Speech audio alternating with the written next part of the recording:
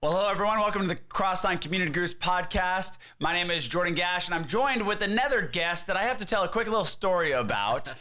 This guy right next to me is actually a phenomenal man that works with me. He works kind of as my ministry assistant and does stuff with men's ministry and community groups and does so many other things at the church. But the funny part about it is his name is also Jordan. So this is Jordan and Jordan.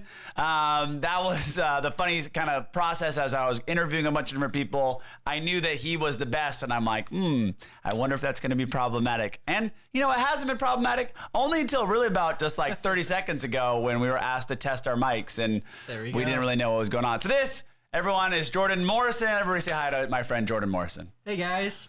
Happy to be here. Now, Jordan is here because I've asked him to do a little task for me. We're going to have a fun session today where we're going to be looking at some Q&A.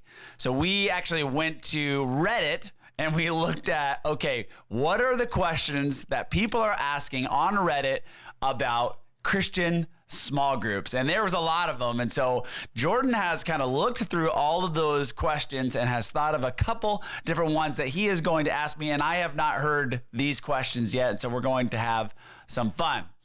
But before we do that, Jordan, I just want to say thank you to anyone that is here and listening, that is serving as a small group leader, as a small group pastor, or maybe even a senior pastor that is trying to champion small groups in your church. I want to say thank you for what you're doing and just say you are impacting the kingdom with this thinking and this strategy and this process and these efforts to really try to bring community into your church. So good job. Well, what do you say, Jordan? Should we get right into it and ask some of these questions? I'm hoping. Sure. I told Jordan, I said, let's hit some of kind of the normal ones, but maybe let's hit a couple that are very random. Because did you find some very random ones on Reddit, Jordan? I did. There were some awkward ones. We won't share those ones. That's okay. But no, there's a lot of kind of controversial ones, which it's really just going into the heart of the people and kind of, you know, really capturing is like, what is the thought process that our community members are going through? And just really thought-provoking questions. So, yeah. And these could be questions that maybe small group leaders are asking about how to lead a small group. But I'd imagine most of the questions are how do people kind of interact with thinking about small groups or challenges or problems with small groups. And I mean, those are things that as a small group pastor, I deal with on a pretty weekly basis of people having just kind of challenges, problems, issues, and little snafus between people. And so we'll have some fun. So, Jordan, let's kick it off. What is the first question that you have for me? And let's see if me and my many years of experience can answer for you. So this first one's actually pretty interesting. It comes from someone from a larger church, but they were curious because they were having problems connecting. The question was, are larger or smaller churches better for getting involved in small groups?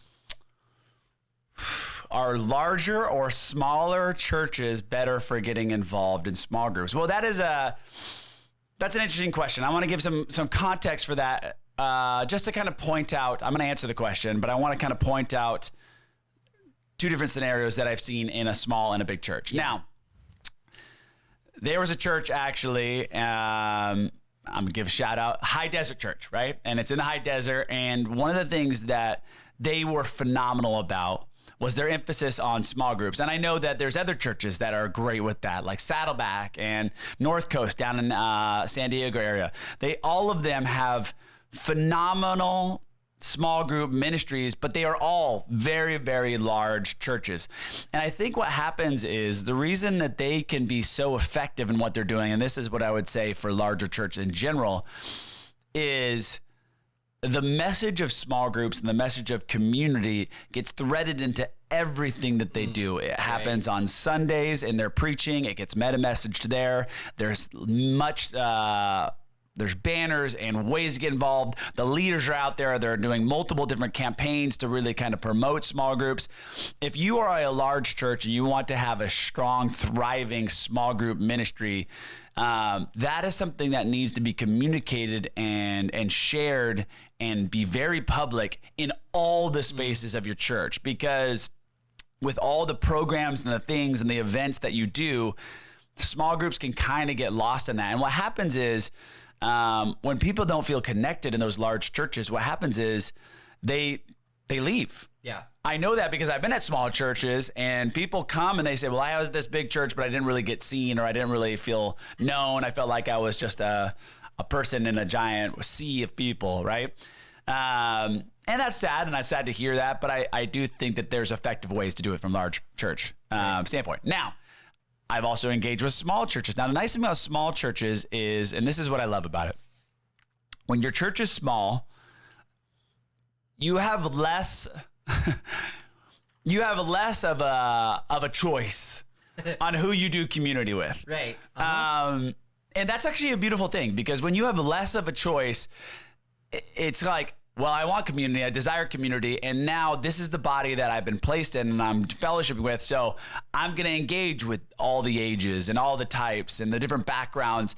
And actually what happens is when you are put into those kind of communities, I think that they can be extremely strong in what you discover about Christ, what you discover about the Bible, because you're not just surrounding yourself with a bunch of people that you like, or the people that are just like you. And when you have a large church with, 50, 100, 300 small groups available, it's like, well, I can go to the menu and I can pick and choose. Well, I like these people and I don't like these people. And sometimes you pick and you're not really actually helping true growth by just picking everybody that's the same. So that's one little opinion. Now, so my answer, which is better?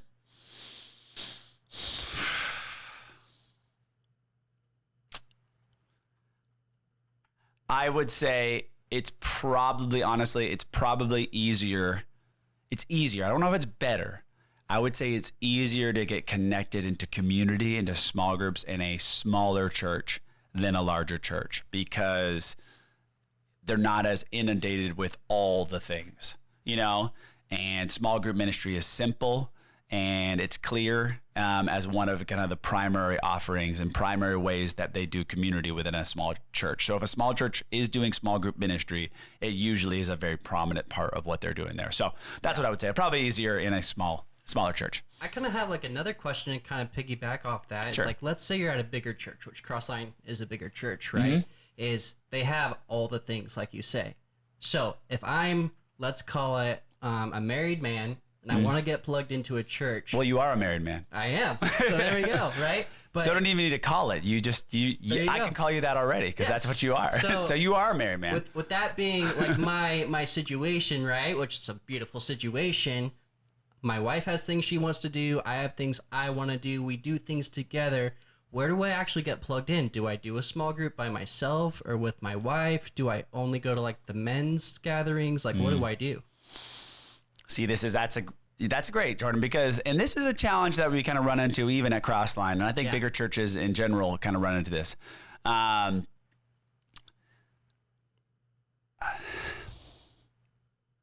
Everything has value. Right. And I wouldn't say a men's only group or a women's only group or a young adults group or a seniors group or anything that's so hyper focused type of group is not a small group. I mean, those are small groups and those are engaged, and so you don't necessarily have to be, if you're married couples, you don't have to be married couples in a group, to be a small group. You can have the women will go to their women's group. The men can go to their men's group. And we did talk about this on a former podcast. Yeah. But where do you want to get engaged? I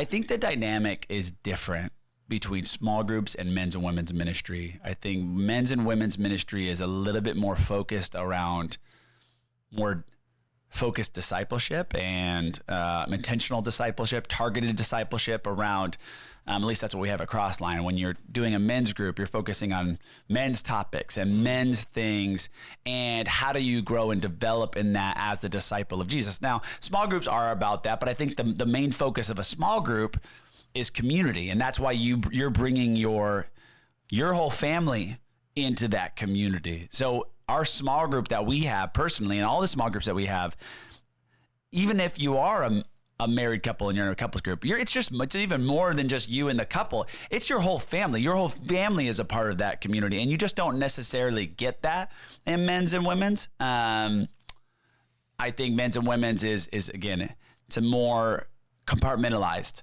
to that. And I think community groups are a little bit more messy, but it's a little bit more like true life on life, Right. togetherness in that. And I think that's what you have with small groups. And so it really just has to do with what you and your wife, I feel like they both have value. If you could do both, I would say both, but that's challenging for some people because I know schedule. But if you could do both, I think that'd be great. Yeah, all the things. All the things. I like it. So this next question comes in. It's from a person just seeking advice. What kept you going back to small groups? What was it about the group that was like, oh, I have to go back? This was so much fun. I think friendships are great and connection is great. Fun is great. All of those are elements, I think, of an important small group. Mm-hmm. But I can have friends outside a small group. I can do hangouts. I can have a lot of those things I was just talking about outside a small group. I think the thing that makes you keep on coming back to small group is truly this idea of the sense that I am a better husband. I'm a better man of God. I'm a better dad. I'm a better these things. I'm a follower of Jesus because of this smaller group and the ways that we share life. And I know that because as I've been vulnerable and I've been open, you sense that sense of camaraderie, that support, that speaking the truth into your life. And so I think when you experience that is truly what makes you keep on coming back to a small group. And when you see miraculous power, I think we've seen that in our small group too. When you see your true miracles, or when a whole group prays for somebody, and like we had a scenario just where one of the people were completely proven to be infertile, right? And couldn't get pregnant, and there's all the different things. And then we just had a night of prayer and just prayed healing over her. And it was like 2 weeks later, 2-3 weeks. I mean, she got pregnant, and it was like by no means of anything else that they had tried. And when you have that type of catalyzing experience in community, it really brings you guys together and said, we've experienced this together. So I think that's what makes you keep on coming back to a small group, is you really truly feel like I'm growing in Christ with my small group. So forget all that. And I will say, if you have really phenomenal appetizers or desserts or really good coffee, those are all good things. Right? Yes. If I was on the fence and I needed a deciding factor, I would definitely go to food after Jesus. You know, I'd be like, okay, Jesus is good. Do I really like the rest of this group? And I'm like, okay, wow, what do they serve for dessert? So that's what I would go to. I love that. That's great. Okay, so here's another one. It's actually, I'm assuming this is from a person that's in a smaller church. The question is, for churches that don't have small groups, what does your church do to help foster those relationships? Yeah, I think so. To get all fancy, right? I want to talk about koinonia, this Greek term. We're talking about, the fellowship, this cooperative pursuit of Christ. Small groups they're a form. As you talk about functions and forms, of how things are done to really live out the theology and the philosophy that you believe in, right? To be a local church. Small groups, men's ministry, events, youth ministry, they're all just forms. It's not necessarily the recipe for it. And I think obviously the calling is to community. So you don't necessarily have to have it be through small groups or different things, but you do have to be dedicated to that sense of Acts 2, Acts 4 type of community that's sharing with one another and committed to, to the teaching and to prayer, to the breaking of bread and to fellowship. Like, that's a mandate, and that's what we're called to. So how do you do that in a small group that doesn't have small group ministry? Well, I would say you as a member can do a small group without your church having a small group ministry. Right. I would almost say that it's even better. Like, 100%. Small group ministry can sometimes just make things a little bit convoluted, and a little bit more complicated. It's like, well, I'm hanging out with these people and we're talking about Jesus and we meet regularly. And so now I have to register the small group with the church? Do I have to actually make sure the small group pastor knows? Do I have to work with your curriculum and I have to this? It's like when things just happen organically and are connected in small group ministry, that is the best way that small group ministry can happen, because it is truly the church just reaching out and desiring what God has placed in their heart in that sense of connection. So what can you do to that person that's asking the question? Well, what can I do to get involved and how I get connected in small group ministry if there's no small group ministry as well? Just go do it yourself. Yeah. Listen to this podcast. I'm giving you plenty of tips on how to lead a small group and do a small group. I'm going to tell you, I'm going to put it right on. I'm going to raise my hand, and hopefully I don't get in trouble for this. You don't need your pastor's permission to do life with other people Right. and talk about the Bible, right? Yeah. And so go do it and engage in that. And then maybe what happens is your pastors take notice and say, well, wow, you actually started this small group. That's pretty cool. You know, maybe we could talk more about you helping us start other small groups. Yeah. And then you end up being a small group pastor. Yeah, and that's what I love about Crossline too, is like Crossline made it a point with like just the leadership of, if you're doing the thing, Crossline wants to come in and support that. Yeah. So it's the best thing to come alongside people that are doing the work of the ministry and supporting that. It's also like part of church leadership, in my opinion, right? Yeah. Yeah, I love it. I mean, it's, you know, a small group pastor in small group ministry is functioning as a role to help equip the saints for the work of ministry. But if the works of ministry are already happening because people are taking initiative on their own, that's good news. Yeah. And I would say, as you're kind of beginning to do that on your own, sharing that with your pastor or pastors, if you have several, you know, imagine if you're a smaller church, you probably only have, you know, a couple, but sharing that with your pastor and your elders and just about, hey, I'm doing this, would love your prayers, would love your support. And I'm sure your pastors would love to come around you and support what you're doing and help guide you a little bit. Yeah. So that leads to this next question that this person had was, what are the different types of small groups? Is a small group and a Bible study group the same thing? What are the differences?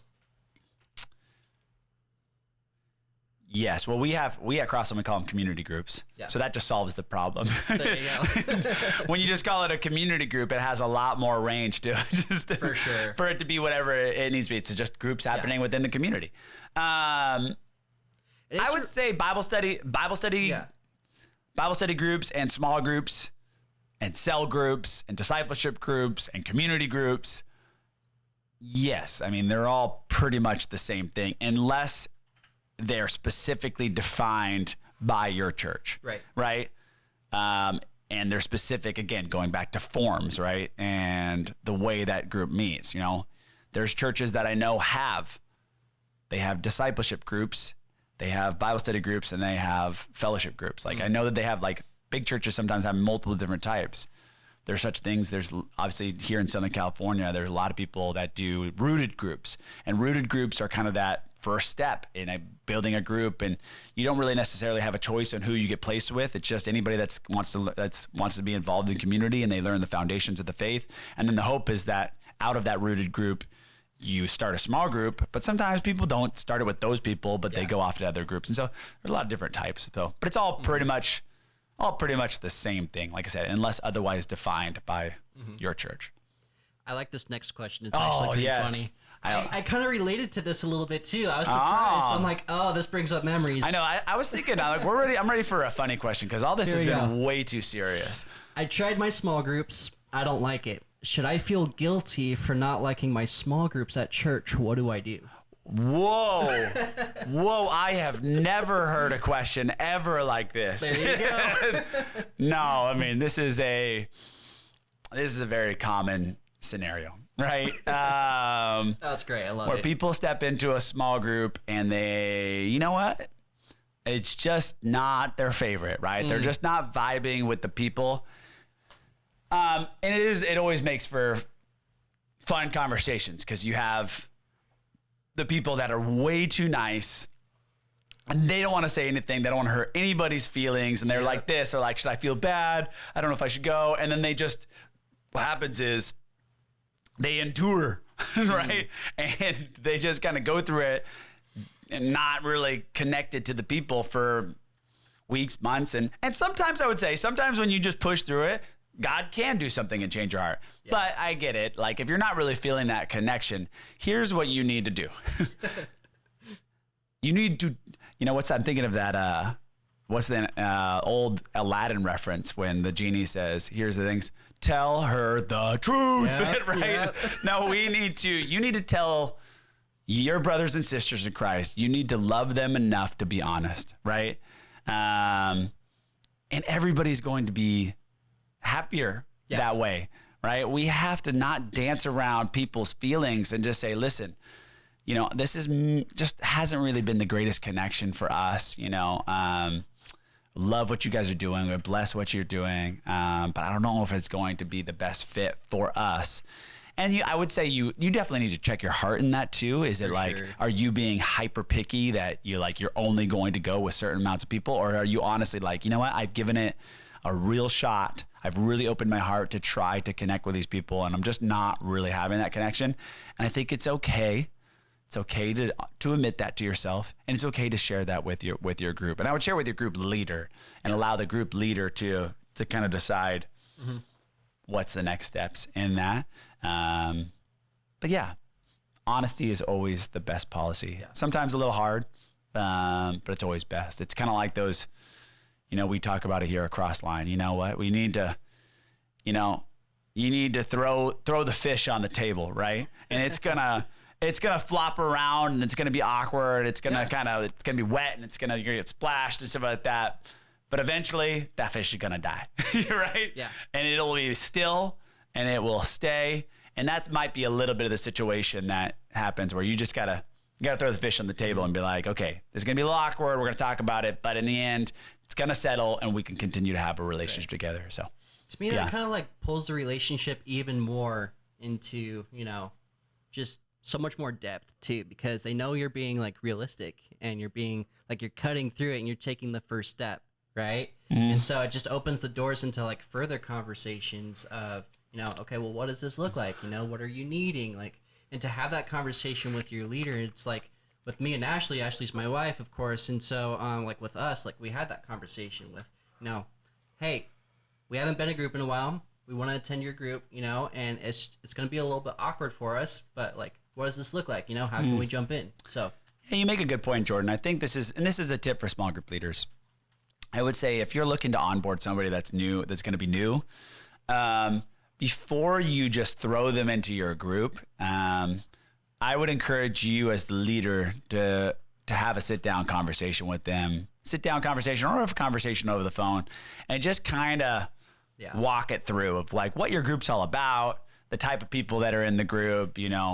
We've talked about in the podcast before that it's important to have vision conversations with your small group, what's going to be kind of the vibe and the feel and the direction of the small group. And so you have an idea whether it's it's more of a social group that we're really looking for connection and friendship and support through this season of life, or no, hey, we're a little bit more focused on really jumping into the Bible and we really want to study and we pull in deep commentaries. And so to give a little bit of the vibe of the group beforehand to allow that person to then make a decision before they even step into it, so. Yeah. Because I think if you just invite them to come and they realize in the moment that this isn't a fit, then it puts them in an awkward situation and you in an awkward 100%. Situation. Yeah. I have another good one. Okay. This one I can also relate to, but it's something that a lot of people relate to. How do you handle people that are oversharing or praying for extensively long times? Ooh, yes. I know. Those people. Not talking I know a lot of these people. I'm not going to share any names over the broadcast waves, but I know many of these people. Many people would actually say, I would say that I probably have been accused of this as things. I like praying, right? And I get going and I like talking. I've learned, I've grown, I've developed in all of that, mainly because my wife kicks me and just says, okay, shh. All right, wrap it up, babe. So, okay, how do you have that conversation? Again, I feel like, you know what? This whole Q&A session feels like such a great promotion for the Crossline Community Groups podcast that talks about all of these different issues and these challenges that you may have, right? Because we've talked about this as well. And then this is a leader issue. This really needs to kind of start with that leader, the leader of the small group needs to recognize that recognize that maybe somebody's over talking or over praying, and have to have that conversation, and just kind of talk about the value of making sure that we make space for everybody to kind of hear. Again, being honest, being real, and being realistic. I'm like, hey, love your heart for prayer, love that you want to engage, but we definitely just have to make sure that we have time for everybody to kind of like to hear, to participate and to speak. And the leader can kind of also do a little bit and manage that a little bit in the moment while they're leading the group, right? This is just being a good leader, and having good leadership practices is, if you notice somebody that's really dominating the conversation or over praying, like, you need to cut it off and be like, hey, Joe Schmo. I don't want to use a very specific name. I don't want to use a name. Hey, Joe Schmo. Love your heart. Love things. Okay, I want to hear from other people, right? Can we just hear from other people and just kind of things? I love how much you want to share and stuff like that. And Joe Schmo, if they're talking a lot and speaking a lot, they're probably social people. They probably are going to be mature about it and be like, oh, okay, yeah, no problem, and stuff like that. Most people that talk a lot, sometimes this guy, right? They don't realize that they're doing it, right? And so they need somebody that loves them and that is a brother or sister in Christ to point it out, or their spouse to point it out and say, all right, love you, shut up. No. Well, sometimes it gets that far. Yeah. Yeah, but it's interesting. So this question, we can kind of pivot a little bit. Don't tell your small group members to shut up unless you have that kind of relationship. Some people don't. Some people just kind of need it. Yeah. So this one comes from another leader. What are we looking at? I don't even see. I'm having so much fun. I don't even know what the time is. Let's go like maybe one or two more questions. Okay. How about that? Cool. I like this one. This one comes from a leader. What are we at, GP? 26 minutes? All right. Yeah. Let's go. Let's go one more question. All right. One more question. This one's great. My small group is a little bit still. They're kind of stuck in a home. What have you found? Stuck in a home? Stuck in a home. They meet at a home. Okay. They meet at a home. Their small groups are getting a little bit still. It's just the same old. What kind of volunteering activities or activities outside the home can this leader do to get their group members more energized? Oh, that's good. Again, something we've talked about podcast. I would say adding spice. I feel like we just did a whole podcast, I think like 2 weeks, two podcasts ago or something like that, talking about stale groups and how to add spice back into kind of your group to revitalize your group. And we talked about sharing, jumping into community service projects. And step number one about this is go talk to your pastors. Right. As a pastor, I could tell you, we love to help people, right? We love to kind of point them in the right directions. We're not scary. We are very loving and excited to kind of participate. I don't know, at least maybe, I don't feel like we at Crossline are scary. Maybe your pastor's scary. I don't really know. But we're not scary. We want to help. So that'd be a great first question. Bringing this question directly to your leaders and pastors, whether it's your outreach pastor or your missions pastor or even your senior pastor or whoever your pastor, your small group pastor, like, hey, we want to get engaged. There's something that we could do at the church. If somebody asked me that question, I could point them to the food pantry that we have on campus. I could point them to outside kind of like service opportunities with, youth clubs, and, I can point them to Mexico house builds and so many different things that I could just stream off right off the bat. That would be great for a small group. And so I would say, talk to them. There are moments that you as a small group leader need to just take initiative on that. And you as a group need to figure that out. And maybe you're not going to get that help from the leadership. And I would say, have a conversation with the group and be a little bit creative. What specifically is it? What are you guys as a group really passionate about right now? Collectively as a group, have you guys been talking so much about evangelism and like wanting to be more vocal about your faith? Well, then find a service project that's focused around sharing your faith and challenging you in your faith. We did something in our small group where we went out in pairs of 4, right? 2 couples, and we went 3 different groups, and we went to just different areas within the city with food bags and homeless bags and just kind of, and a lot of different resources from the church. And we just drove around and we said, hey, we're just going to ask the Lord to open our eyes to the people that we're going to talk to, whether they're homeless or whether they're just kind of having a hard time. We see them in a challenging situation. And we just went around and we're like, hey, we're going to bring our families and we're going to have conversations about sharing that. And that was really cool because we all did it separately. And then we all came back and we kind of shared about what God had done. And so that's a scenario. Or maybe you guys are really focused around, connecting with, maybe the life of the unborn, right? You guys want to focus on that. And like, we have connections here with, the Pregnancy Resource Center, and they do a whole walk there, and there's ways to volunteer for the walk. There's ways to do the walk. And that's something that you can do as a group. So you gotta kind of have to identify maybe what's a hot topic, what's a passion that you as a group have. And I would say start looking there. Because sometimes when you're just like, we need to do a service project, and you kind of go out there and there's 50 different opportunities, it could be a little bit overwhelming. So maybe start with what's really a hot topic for you guys as a group first, and have that conversation with your group and figure it out. So that's what I would say. Yeah. Well, hey, that's questions. that was good. And that was good. Reddit brought some good ones. I know, right? So Love it. I think we'll do this again. Yeah. This is good. It's fun. All right. Well, from Jordan and Jordan, we are going to sign off. As I said, in all these questions, I think that every one of these questions has been answered in a podcast at some point, right? And I want to, not really to toot our own horn, but I do want to kind of just make a statement about really what this podcast serves to do. And it really serves to try to help equip the average person to lead, right? And small group pastors too, but to really help them have the resources and tools and have a conversation or while they're listening in the car with themselves around just like, okay, well, oh, that's a good point. Maybe I can do that, or maybe I can add this to it. So I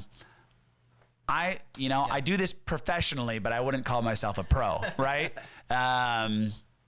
I'm still learning. I'm learning all the time. I'm learning best practices. I appreciate those that have gone before me. I appreciate those that are coming after me. The new small group leaders and pastors that I've interacted with that may not have been doing it as long as I have been doing, but sometimes they bring such fresh and great ideas. And so this is just kind of a place for you to come and listen and get maybe some prompting thoughts. So, well, Jordan, it's time to bless them and just say, hey, thank you guys so much for what you do. We want to bless you in the name of Jesus and pray that you would just be filled to the brim with all the knowledge and love that comes from the Lord God, and that you would be given eyes to see and ears to hear where Jesus is leading you into all the spaces and places that he's called you. So be blessed today. Jordan, any final words that you want to say? I mean, that was it. I love this conversation. Love you guys. Thank you so much for just supporting, giving your time, and just being invested in your people. Thanks. All right. See you guys. All right.